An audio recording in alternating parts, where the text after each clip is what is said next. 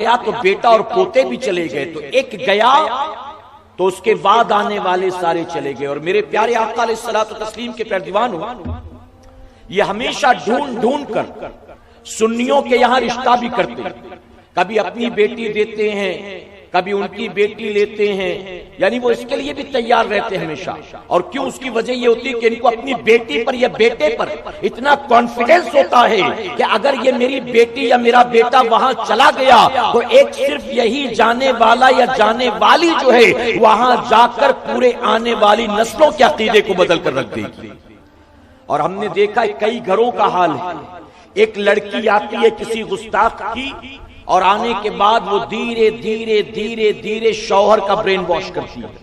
بعد میں شوہر جو ہے وہ اپنی ماں سے لڑنا شروع کرتا ہے، پھر باپ سے بغاوت کرتا ہے، میں یہ نہیں کروں گا، یہ کرنے کی ضرورت کیا ہے، یہ کہاں لکھا ہوا ہے؟ تو اب تک تو تجھے کچھ معلوم نہیں تھا، اب تک تو شک و شبہ تو نے کیا نہیں تھا، جو باپ دادا پردادا کرتے چلے آئے آنکھ بند کر کے وہ سارا کچھ تو بھی کر رہا تھا۔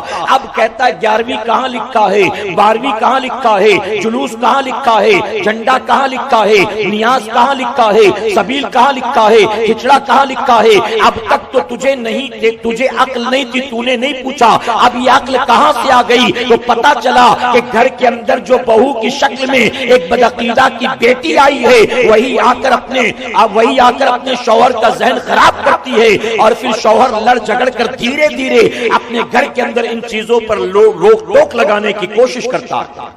تو ایسے لوگوں سے پڑوسی نہیں رشتہ دار بھی ہوں تو ہمارا کوئی رشتہ ناتا نہیں ہونا چاہیے کہ انشاءاللہ۔ میرے پیارے آقا علیہ الصلوۃ والتسلیم کے پیروانوں، بہرحال تو جو سوال تھا میں نے اس کے ضمن میں